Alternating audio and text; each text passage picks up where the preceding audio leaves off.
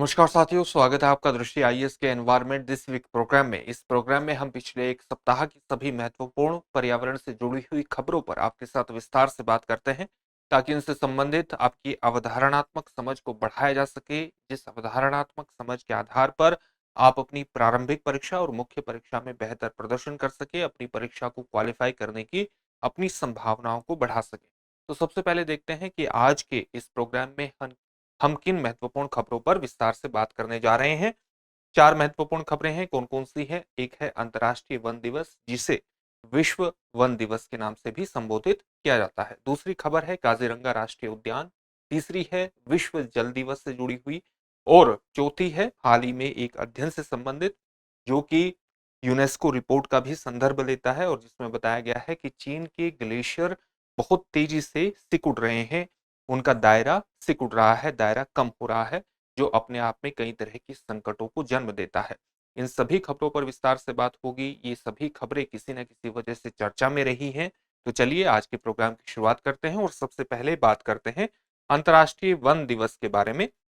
अंतर्राष्ट्रीय वन दिवस लगातार चर्चा में था, क्योंकि प्रत्येक वर्ष 21 मार्च को अंतर्राष्ट्रीय वन दिवस, जिसे विश्व वन दिवस के नाम से भी जाना जाता है, ये हर वर्ष मनाया जाता है। कब मनाया जाता है? 21 मार्च को मनाया जाता है। और इस बार भी ये 21 मार्च 2025 को मनाया गया। इसका उद्देश्य क्या है? इसका उद्देश्य है मानवता और ग्रह के अस्तित्व के लिए वनों और वृक्षों के महत्व के बारे में जागरूकता बढ़ाना। जब हम वनों की बात करते हैं तो इसका सीधा सा मतलब है ऐसा स्थान जहां पर बहुत ही विशाल मात्रा में वृहद स्थान घेरा हुआ हो वनों ने, और छोटे छोटे जो शाख झाड़ियां होती हैं उन्होंने, वृक्षों ने, और अलग अलग प्रकार के जो वन अलग अलग प्रकार की जो वन स्थितियां हैं उन्होंने एक विशाल क्षेत्र को घेरा हुआ है। जब हम वृक्ष की बात करते हैं तो सामान्यतः एक पेड़ से, एकल पेड़ से इसका मतलब होता है। तो इनके बारे में, इनके अस्तित्व के बारे में जागरूकता बढ़ाना विशेष रूप से महत्वपूर्ण है। अगर हम मानवता को बचाना चाहते हैं, ग्रह के अस्तित्व को बचाना चाहते हैं, तो इनके महत्व को, इनके पारिस्थितिकी महत्व को, इनके मानवीय महत्व को समझना आवश्यक है। और उसके बारे में जागरूकता बढ़ाने के लिए ही हम अंतर्राष्ट्रीय वन दिवस मनाते हैं। कब मनाते हैं? 21 मार्च को मनाते हैं।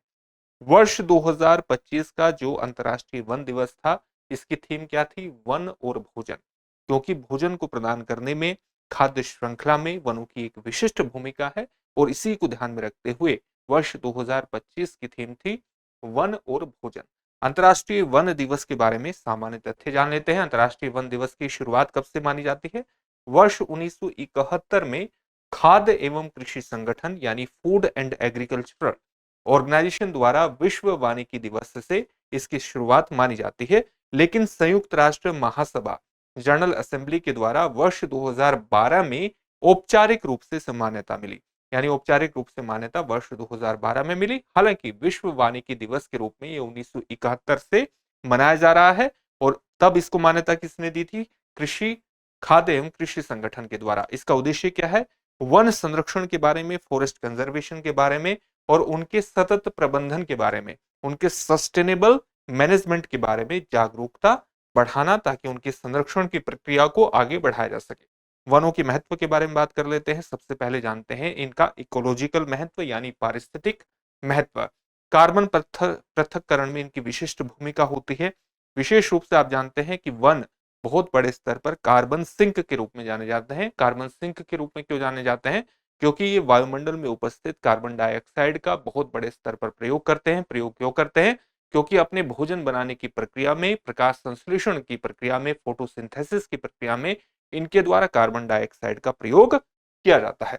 तो वन प्रतिवर्ष वैश्विक कार्बन डाइऑक्साइड उत्सर्जन, जो कि जीवाश्म ईंधन का एक महत्वपूर्ण परिणाम है, का लगभग 30% अवशोषित करते हैं। और यह अध्ययन है खाद्य एवं कृषि संगठन का वर्ष 2020 का। साथ ही 861 गीगा टन कार्बन संग्रहित करते हैं, जो उन्हें जलवायु परिवर्तन शमन, जलवायु परिवर्तन मिटिगेशन में महत्वपूर्ण बनाता है। अगर हम जैव विविधता संरक्षण के बारे में बात करें तो वन स्थलीय जैव विविधता का 80% हिस्सा रखते हैं। और ये आंकड़ा हमें प्राप्त होता है वर्ष 2021 के यूनाइटेड नेशन एनवायरनमेंट प्रोग्राम के माध्यम से। भारत के जो वन है और भारत में जो वृक्षावरण है, भारत में वनों का आवरण, भारत में जो वृक्षों का आवरण है, ये बाघों और एशियाई हाथियों जैसी प्रजातियों को बहुत बड़े स्तर पर संरक्षण प्रदान करता है और इसके अंतर्गत वन्य जीवों को आश्रय प्रदान करने की भी के अंतर्गत भी इनकी विशिष्ट भूमिका स्थापित हो जाती है। इसके अलावा जल सुरक्षा के अंतर्गत भी वनों का विशिष्ट महत्व है। वन जल विज्ञान चक्र यानी हाइड्रोलॉजी चक्र को नियंत्रित करते हैं, भूजल को पुनर्भरित करते हैं, बाढ़ को कम करते हैं। 85% से ज्यादा बड़े शहर स्वच्छ जल के लिए वनाच्छादित जल क्षेत्रों पर निर्भर हैं। संकट के समय वन ग्रामीण परिवारों की आय का 20% तक प्रदान करते हैं, खाद्य सुरक्षा सुनिश्चित करते हैं। भारत में जो पश्चिमी घाट का हिस्सा है वो नदियों को पोषित करता है और 245 मिलियन लोगों को जलापूर्ति के लिए जिम्मेदार है। यानी 245 मिलियन लोगों को जलापूर्ति के अंतर्गत विशिष्ट महत्व भारत का पश्चिमी घाट रखता है। अगर हम वनों के आर्थिक और सामाजिक मूल्यों की बात करें, उनके इकोनॉमिक और सोशल वैल्यू की बात करें, तो इस पर हम देखते हैं कि 1.6 बिलियन लोग 1.6 बिलियन लोग और 70 मिलियन इंडिजिनस पीपल, जो इंडिजिनस समुदाय हैं, जो स्वदेशी समुदाय हैं, वो भोजन के लिए, ईंधन के लिए, दवा के लिए वनों पर निर्भर है। और यह अध्ययन है वर्ष 2022 का विश्व बैंक का। इसके अलावा भारत में 30 मिलियन यानी 3 करोड़ से अधिक लोग अपनी आजीविका के लिए, अपनी लाइवलीहुड के लिए जो वानिकी गतिविधियां हैं, जो फॉरेस्ट्री से संबंधित गतिविधियां हैं, उन पर निर्भर हैं। और वनों के माध्यम से या वनों से संबंधित मनरेगा में कई योजनाएं चलाई जाती हैं। Mahatma Gandhi national rural guarantee जो हमारा प्रोग्राम है, उसमें कई प्रकार की परियोजनाएं वनारोपण से जुड़ी हुई हैं, जो ग्रामीण आजीविका को आगे बढ़ाने में एक महत्वपूर्ण भूमिका निभाता है। तो इसके अंतर्गत, रोजगार के अंतर्गत भी वनों की एक विशिष्ट भूमिका होती है। इसके अलावा वन 30 से 40 मिलियन चरवाहों का एक निर्वाह स्रोत है। 4 बिलियन पशुओं के लिए चारा स्रोत हैं। वृक्ष छाया और सुरक्षा प्रदान करने के अंतर्गत चारों चारागाहों का वर्धन करते हैं, जिससे पशुधन की उत्पादकता में एक महत्वपूर्ण सुधार आता है। अगर हम वनों के सांस्कृतिक महत्व के बारे में बात करें, उनकी कल्चरल इंपॉर्टेंस के बारे में बात करें, तो वनों को पुनर्जनन, स्वास्थ्य और दीर्घायु के लिए भी विशेष रूप से पूजनीय माना जाता है। वनों से हमें स्वच्छ वायु की प्राप्ति होती है और स्वच्छ वायु से हमारा स्वास्थ्य बेहतर होता है। इसलिए वनों का एक सांस्कृतिक महत्व भी स्थापित होता है दीर्घायु और स्वास्थ्य जनक स्थितियों को उत्पन्न करने के अंतर्गत। भारत में 1 लाख से अधिक पवित्र उपवन हैं, जैसे केरल में कावस, मेघालय में लो लिंगदोह जो जैव विविधता, और मायरिस्टिका मैलाबेरिका जो कि कर्नाटक जैसे दुर्लभ वनस्पतियों को एक संरक्षा प्रदान करते हैं। अगर हम वनों से जुड़ी हुई आनुवंशिक विविधता की बात करें, जेनेटिक डाइवर्सिटी की बात करें, तो वन फसलों की वन्य प्रजातियों जैसे असम में वन चावल को सुरक्षा प्रदान करते हैं, जो जलवायु लचीली किस्मों के जनन के लिए विशेष रूप से महत्वपूर्ण माने जाते हैं, आवश्यक माने जाते हैं। भारत में अगर वनों की स्थिति के बारे में बात करें, तो इसके बारे में हमें रिपोर्ट प्राप्त होती है, वन स्थिति रिपोर्ट 2023 की, जिसके अनुसार वन एवं वृक्ष आवरण भारत के भौगोलिक क्षेत्रफल का कितना है, 25.17% है, जिसमें वन आवरण 21.76% है और वृक्ष आवरण 3.41% है। ये भी महत्वपूर्ण तथ्य है। देश के वन और वृक्ष आवरण में वर्ष 2021 की तुलना में 1445.81 वर्ग किलोमीटर की वृद्धि हुई है। रिपोर्ट के अनुसार 19 राज्यों और केंद्र शासित प्रदेशों का 33% से अधिक भौगोलिक क्षेत्र वन आच्छादित है। यानी 19 राज्य और केंद्र शासित प्रदेश ऐसे हैं जहां पर एक जो मानक माना जाता है 33% भौगोलिक क्षेत्र का वन आवरण होना, वो मानक पूरा होता है। भारत का जो वन कार्बन स्टॉक है, यानी कार्बन को अवशोषित करने की जो क्षमता है, वो अनुमानित रूप से 7,285.5 मिलियन टन है, जो वर्ष 2021 की तुलना में 81.5 मिलियन टन अधिक है। यानी भारत के वनों का जो कार्बन को संचित करने की जो आप कह सकते हैं, हर एक कार्बन को संचित हर वर्ष करते हैं, भारत के जो वन करते हैं वो 7,285.5 मिलियन टन करते हैं। भारत में वनों की स्थिति के बारे में, अगर मैंग्रोव वनों की स्थिति के बारे में बात करें, तो मैंग्रोव आवरण भारत में 4,991.8 वर्ग किलोमीटर है, जो भौगोलिक क्षेत्रफल का 0.15% है, और जिसमें वर्ष 2021 के मुकाबले 7.43 वर्ग किलोमीटर की कमी हुई है। सर्वाधिक वन क्षेत्र की बात करें तो मध्य प्रदेश, अरुणाचल प्रदेश और मध्य प्रदेश, अरुणाचल प्रदेश और छत्तीसगढ़ सर्वाधिक वन क्षेत्र वाले राज्य हैं। वन आवरण के उच्चतम प्रतिशत की बात करें तो सबसे ज्यादा उच्चतम प्रतिशत अपने क्षेत्रफल के हिसाब से वन आवरण लक्षद्वीप पे है, जो कि 91.33% के हिसाब से नंबर 1 पर है। मिजोरम में वन आवरण 85.34% है, जो दूसरे नंबर पर है। और अंडमान और निकोबार द्वीप समूह में जो वन आवरण है वो 81.62% है उसके टोटल क्षेत्रफल के मुकाबले। और ये वन आवरण में प्रतिशत के मामले में सबसे 3 बड़े आप कह सकते हैं राज्य या केंद्र शासित प्रदेश है। अगली खबर पर बात होगी, लेकिन उससे पहले आपके लिए एक महत्वपूर्ण सूचना है। दृष्टि आईएएस की मुखर्जी नगर की क्लासेस नोएडा में शिफ्ट हो चुकी है और नोएडा में हमारे 2 महत्वपूर्ण बैच प्रारंभ हो रहे हैं। हिंदी माध्यम का बैच प्रारंभ हो चुका है, आईएएस जीएस फाउंडेशन बैच है, ऑफलाइन बैच है, आप इनमें एडमिशन ले सकते हैं। हिंदी माध्यम के बैच में एडमिशन अभी भी जारी है, बैच की टाइमिंग शाम को 6 बजे है। अंग्रेजी माध्यम का बैच 8 अप्रैल से प्रारंभ होगा, जिसका समय होगा शाम को 6 बजे। आप इस बैच में भी एडमिशन ले सकते हैं। आप एडमिशन लेने के लिए 8750187501 पर कॉल भी कर सकते हैं, कॉल के माध्यम से भी अपने एडमिशन को सुनिश्चित कर सकते हैं। अगली खबर हमारी काजीरंगा राष्ट्रीय उद्यान से जुड़ी हुई है, ये लगातार चर्चा में रहा है पिछले सप्ताह। तो काजीरंगा राष्ट्रीय उद्यान के बारे में बेसिक तथ्यों को जान लेते हैं। काजीरंगा राष्ट्रीय उद्यान आंशिक रूप से असम के गोलाघाट जिले में और आंशिक रूप से असम के नगांव जिले में स्थित है। असम का सबसे पुराना नेशनल पार्क है, उत्तर में ब्रह्मपुत्र नदी और दक्षिण में कार्बी आंगलोंग पहाड़ियों से घिरा है। 430 वर्ग किलोमीटर का क्षेत्र है। राष्ट्रीय राजमार्ग 37 उद्यान क्षेत्र यानी पार्क के क्षेत्र और चाय बागानों से होकर गुजरता है। विश्व धरोहर स्थल है। विश्व धरोहर स्थल के रूप में इसको 1985 में मान्यता मिली थी। यह ग्रेट इंडियन एक सींग वाले गैंडे के लिए प्रसिद्ध है। वन होर्न जो राइनो है उसके लिए प्रसिद्ध है। काजीरंगा का जो परिदृश्य है, जो लैंडस्केप है, वो विशुद्ध जंगल, लंबी हाथी घास, नरकट जो एक प्रकार की घास होती है, दलदल और उथले तालाबों से भरा है, कम गहरे तालाबों से भरा है। बेसिक तथ्य जान लेते हैं सन के हिसाब से। वर्ष 1908 में निर्मित हुआ था काजीरंगा राष्ट्रीय उद्यान और वर्ष 1974 में इसको राष्ट्रीय उद्यान घोषित किया गया। यूनेस्को द्वारा विश्व धरोहर स्थल 1985 में घोषित हुआ। इसे टाइगर रिजर्व की मान्यता वर्ष 2006 में मिली। काजीरंगा राष्ट्रीय उद्यान पूर्वी भारत के उन अंतिम क्षेत्रों में से एक है जहां मानव उपस्थिति का कोई प्रभाव बड़े स्तर पर नहीं पड़ा है। ब्रह्मपुत्र घाटी बाढ़ के मैदान में एकमात्र सबसे बड़ा अविभाजित और प्रतिनिधि रिप्रेजेंटेटिव क्षेत्र है। काजीरंगा नेशनल पार्क में 4 प्रकार की वनस्पतियां पाई जाती हैं। जलोढ़ जलमग्न घास के मैदान, जलोढ़ सवाना वन, उष्ण कटिबंधीय नम मिश्रित पर्णपाती वन, उष्ण कटिबंधीय अर्ध सदाबहार वन। अगर हम इंडियन वन हॉर्न राइनो यानी भारतीय एक सींग वाले गैंडों के बारे में बात करें तो उनका निवास स्थान है काजीरंगा नेशनल पार्क, जो उनकी संपूर्ण विश्व आबादी का लगभग 2/3 कवर करता है। यानी काजीरंगा नेशनल पार्क में जो संपूर्ण विश्व में वन हॉर्न राइनो पाए जाते हैं उसका 2/3 केवल काजीरंगा नेशनल पार्क में पाया जाता है लगभग। काजीरंगा नेशनल पार्क में बाघ, हाथी, जंगली जो भैंसे हैं, भालू के साथ साथ गंगा नदी डॉल्फिन सहित जलीय प्रजातियां और अन्य कई संकटग्रस्त एंडेंजर्ड प्रजातियां पाई जाती हैं। प्रवासी पक्षियों के लिए भी एक महत्वपूर्ण क्षेत्र ये माना जाता है।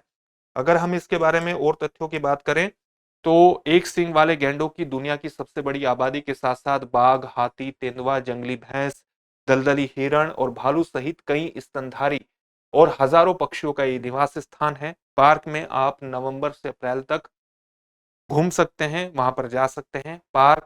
पर्यटक पार्क में घूमने के लिए हाथियों की सवारी कर सकते हैं या ब्रह्मपुत्र में नाव की सवारी भी कर सकते हैं। पार्क में पक्षी प्रजातियों के संरक्षण के लिए जो बर्ड लाइफ इंटरनेशनल है उसके द्वारा महत्वपूर्ण पक्षी क्षेत्र शामिल है।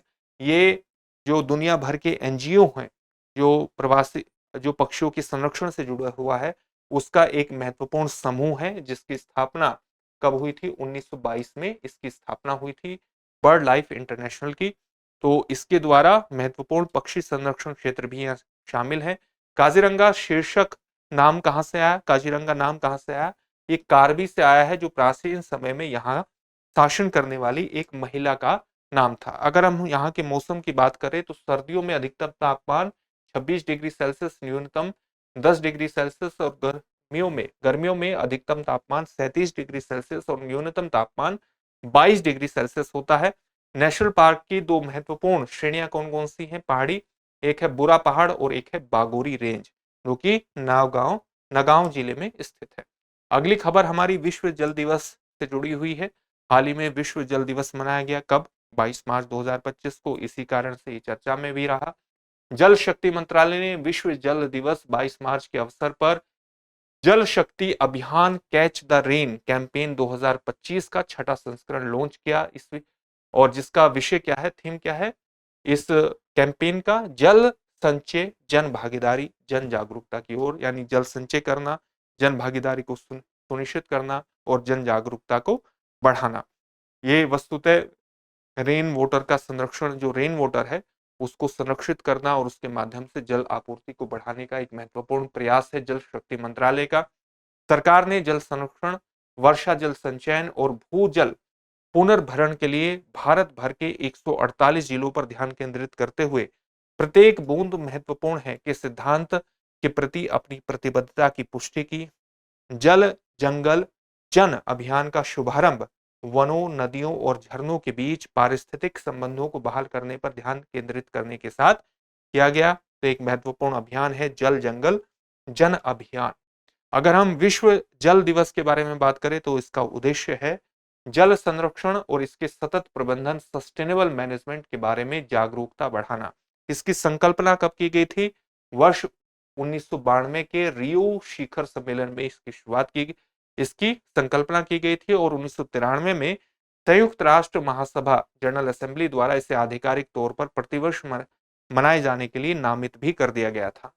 एसडीजी यानी जो सस्टेनेबल डेवलपमेंट गोल हैं, जिसके तहत हमने 17 गोल निर्धारित किए हैं जो हमें वर्ष 2030 तक प्राप्त करने हैं।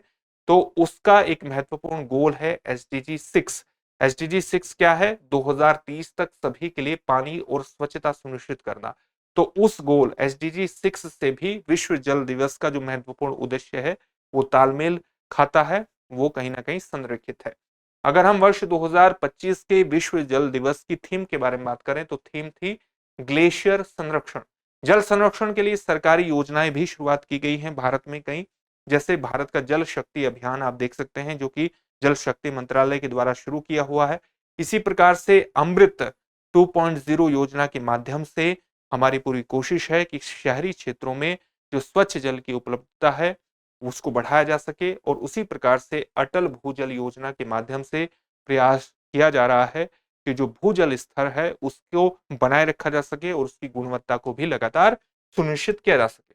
अगली खबर हमारी एक अध्ययन से जुड़ी हुई है जो चीन के ग्लेशियरों के बारे में है और ये रिपोर्ट में पता चला है कि चीन के जो ग्लेशियर है उनका दायरा लगातार सिकुड़ता जा रहा है। एक अध्ययन हमारे सामने आया है जो बताता है कि तेजी से बढ़ती वैश्विक गर्मी या ग्लोबल वार्मिंग के कारण 1960 के बाद से चीन के ग्लेशियर क्षेत्र में कितने प्रतिशत की कमी आई है? 26% की कमी आई है।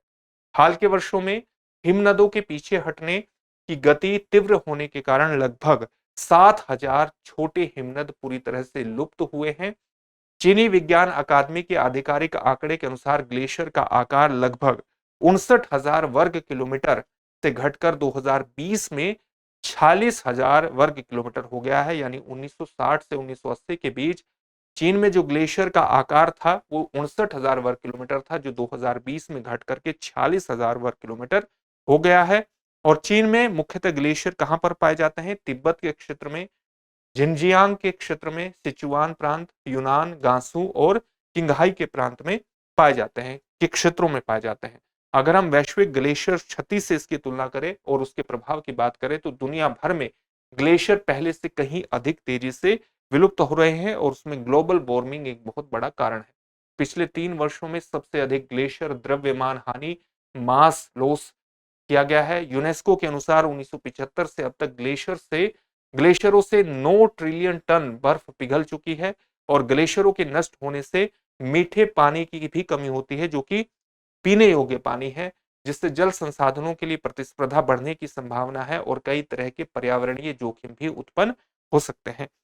ग्लेशियरों के पीछे हटने से न केवल बाढ़ में वृद्धि होती है बल्कि पीने योग्य जल की कमी भी हो सकती है। तो दो तरफा हानि है, पीने योग्य जल की कमी हो जाएगी और क्योंकि वो लगातार पिघल रहे हैं इससे नदियों में जल भी और समुद्र के स्तर में भी बढ़ोतरी हो सकती है, जो कि प्राकृतिक आपदा का कारण बन सकता है। तो ग्लेशियरों के पिघलने की स्थिति से निपटने के कई प्रयास भी किए गए हैं और उन प्रयासों को ठीक से देख लेते हैं। चीन ने ग्लेशियर पिघलने को रोकने के लिए बर्फ की चादर और कृत्रिम बर्फ प्रणाली जैसी तकनीकों का इस्तेमाल किया है। बर्फ की चादर का मतलब क्या है? एक चादर आप कह सकते हैं इसको, स्नो ब्लैंकेट।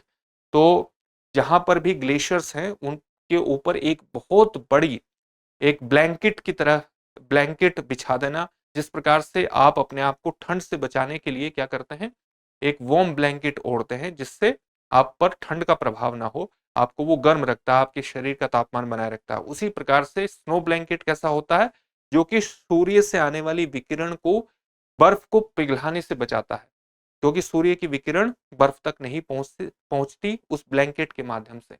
और इस प्रकार से आप ग्लेशियरों को संरक्षित कर सकते हैं और चीन में इस टेक्नोलॉजी का प्रयोग किया गया है। उसी प्रकार से जो आर्टिफिशियल बर्फ स्नो सिस्टम है, ये कुछ ऐसी मशीनें हैं जिसके माध्यम से आप आर्टिफिशियल बर्फ उत्पन्न कर सकते हैं और इसके माध्यम से ग्लेशियरों को बना सकते हैं। तो इन टेक्निक्स का प्रयोग किया गया है चीन में। तिब्बती पठार, जिसे विश्व का तीसरा ध्रुव भी कहा जाता है, के ऊंचाई वाले क्षेत्रों में काफी मात्रा में बर्फ मौजूद है। ये एक महत्वपूर्ण तथ्य है। जीवाश्म ईंधन के जलने से होने वाले जलवायु परिवर्तन से बर्फ का क्षरण और तेज होने की आशंका है, जिससे वैश्विक स्तर पर पर्यावरणीय, सामाजिक और आर्थिक समस्याएं और भी बदतर हो सकती हैं। समुद्र का बढ़ता स्तर और मीठे पानी के घटते स्रोत इन परिवर्तनों के प्रभाव को और ज्यादा बढ़ा सकते हैं, यानी एक चक्रीय प्रभाव आपको देखने को मिल सकता है। अब इन सभी टॉपिक से संबंधित एक एक प्रश्न है, जिसका उत्तर आपको कमेंट बॉक्स में कमेंट करके देना है। पहला प्रश्न है, अंतर्राष्ट्रीय वन दिवस, वर्ल्ड फॉरेस्ट डे या विश्व वन दिवस, कुछ भी आप कह सकते हैं, प्रत्येक वर्ष कब मनाया जाता है? 24 मार्च, 23 मार्च, 22 मार्च या 21 मार्च? अगला प्रश्न है, काजीरंगा राष्ट्रीय उद्यान को कब संयुक्त राष्ट्र विश्व धरोहर स्थल घोषित किया गया था? आपके सामने ऑप्शन है, वर्ष 1985, वर्ष 1986, वर्ष 1987 या वर्ष 1988। विश्व जल दिवस का संबंध संयुक्त राष्ट्र के किस एसडीजी सतत विकास लक्ष्य से स्थापित होता है? सतत विकास लक्ष्य 5, सतत विकास लक्ष्य 6 व सतत विकास लक्ष्य 7 या सतत विकास लक्ष्य 10? अगला प्रश्न है, हाल ही की एक रिपोर्ट के अनुसार 1960 के बाद से चीन में ग्लेशियर क्षेत्र में कितने प्रतिशत की कमी आई है? आपके सामने ऑप्शन है 10%, 20%, 26% या 30%। इन सभी प्रश्नों के उत्तर आपको कमेंट बॉक्स में कमेंट करके जरूर देने हैं। फिर से एक नए सेशन में आपसे मुलाकात होगी। धन्यवाद। डियर व्यूअर्स, अपने एग्जाम की तैयारी को और बेहतर करने के लिए हमारे चैनल को लाइक, शेयर और सब्सक्राइब करना न भूलें।